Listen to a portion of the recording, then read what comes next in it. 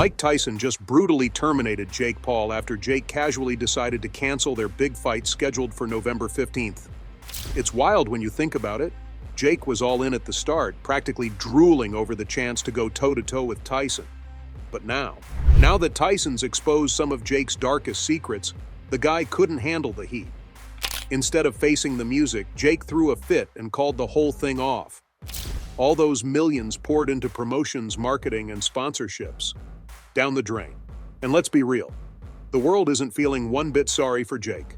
And it all started when Jake practically tried to eclipse Tyson's legacy, hurling insults about Tyson's age, calling him washed up, and mocking his health. But all he was doing was exposing his own insecurities, showing the cracks in his bravado. The more he taunted, the more desperate he seemed, and the less he looked like the confident fighter he wanted everyone to see. Very prepared. I'm very prepared. I had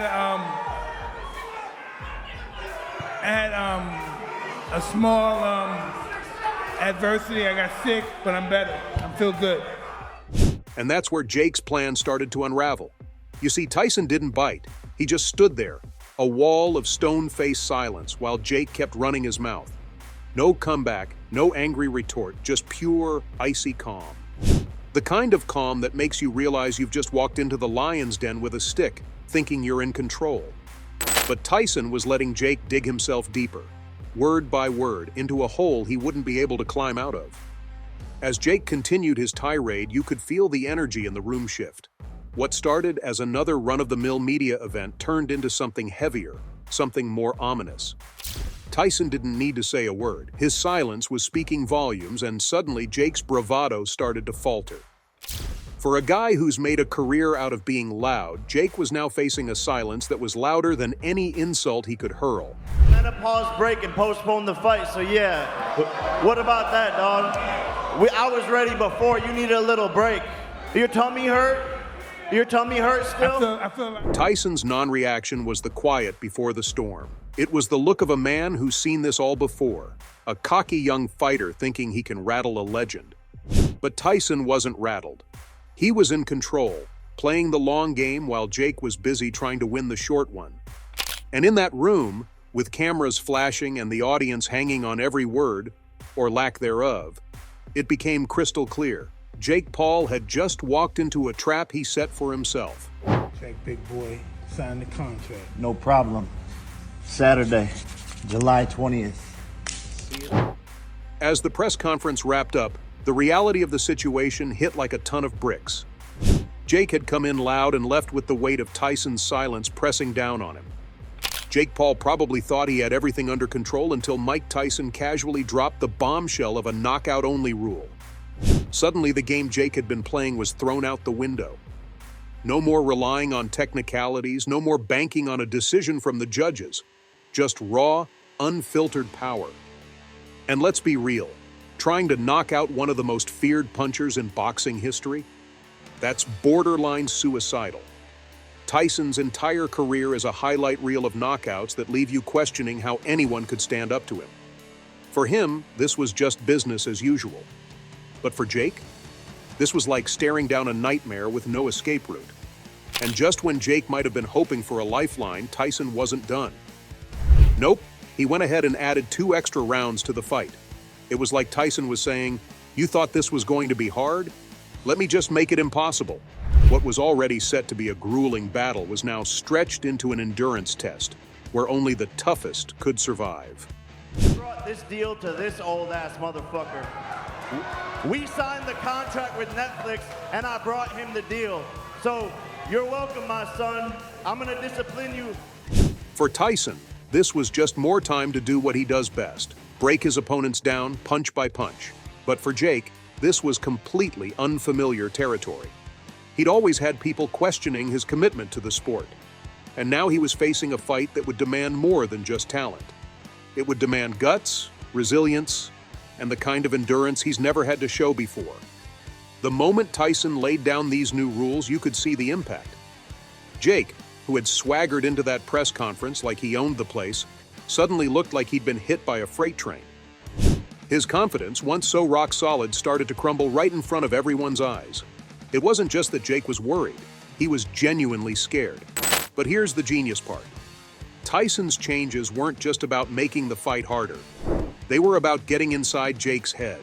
Tyson knew that winning a fight isn't just about physical strength. It's about mental toughness. And by throwing these new rules into the mix, Tyson had planted the seeds of doubt in Jake's mind.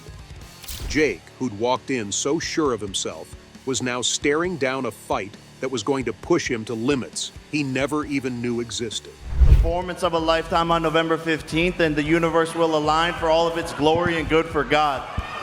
Be in shape, be in good shape, because your health depends on it. Hey, you're the one that wanted 8 2-minute rounds. Do you want to make it 10 threes? Don't talk to me about shape. Don't talk to me about shape. Stay in shape, all right? You want 10 threes? Okay. As the reality of Tyson's new rules began to sink in, it became crystal clear that this was no ordinary fight.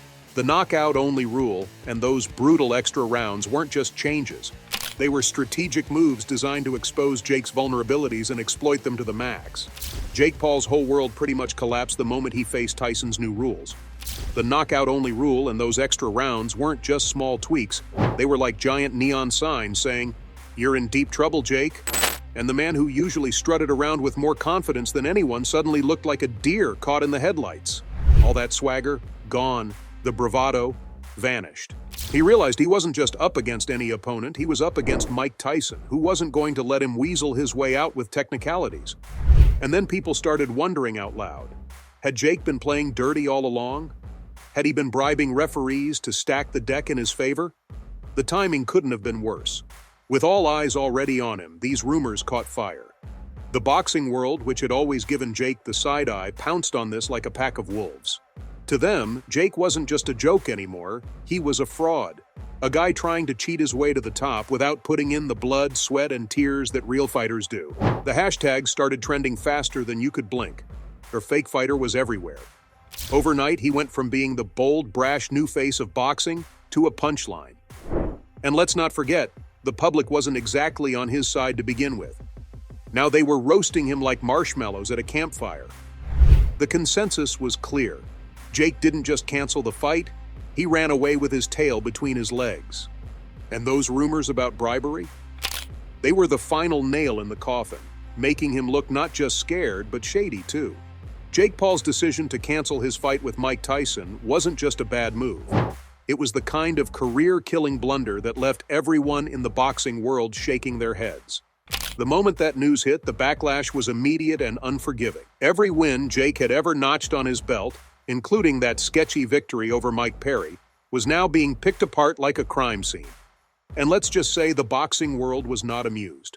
The fighters who had clawed their way up from the bottom, who'd taken every hit and fought for every win, were absolutely furious. For them, boxing isn't just about throwing punches, it's about respect, honor, and proving yourself in the ring. So when they heard that Jake might have been buying his way to the top, it wasn't just a scandal. It was a slap in the face to everything they stood for. Canceling that fight sent his whole career into a tailspin. The respect he'd been scraping together from the boxing world, gone. Just like that. Every day that passed with those rumors hanging in the air, his reputation took another hit. People weren't seeing Jake as the confident, brash fighter anymore. They were starting to see him as a guy who got in way over his head and was too scared to see it through. And it wasn't just the fighters turning their backs on him. Those doors that were finally starting to open for him in the sport slammed shut. Oh, Jake Paul.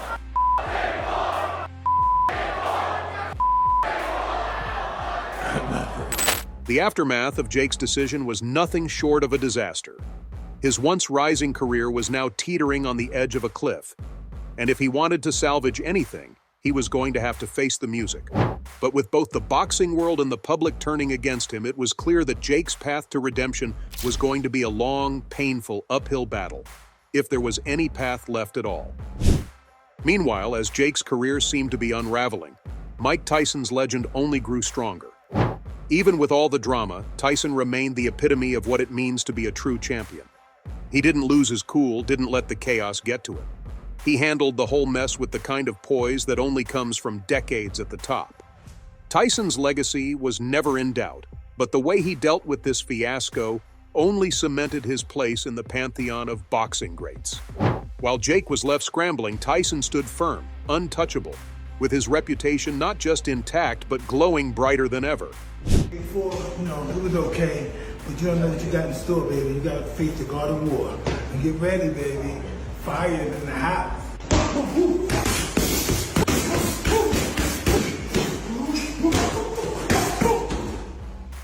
But the real kicker? Tyson's ominous words. It's far from over. It was a declaration that this saga was nowhere near finished. Maybe a rematch was on the horizon, or maybe Tyson had something else up his sleeve. Whatever it was clear that the tension and rivalry between these two were still very much alive. Tyson, with all his experience and tactical genius, wasn't done playing this game. And for Jake, that could only mean one thing. The real nightmare was yet to come. Fans were left buzzing with speculation, wondering what Tyson's next move would be. Was there still a chance for Jake to redeem himself, or had he just signed his own boxing death warrant by backing out? The fight might have been canceled, but the drama, that was just getting started. If you enjoyed this breakdown and want to see more content like this, make sure to hit that subscribe button and ring the notification bell so you never miss an update.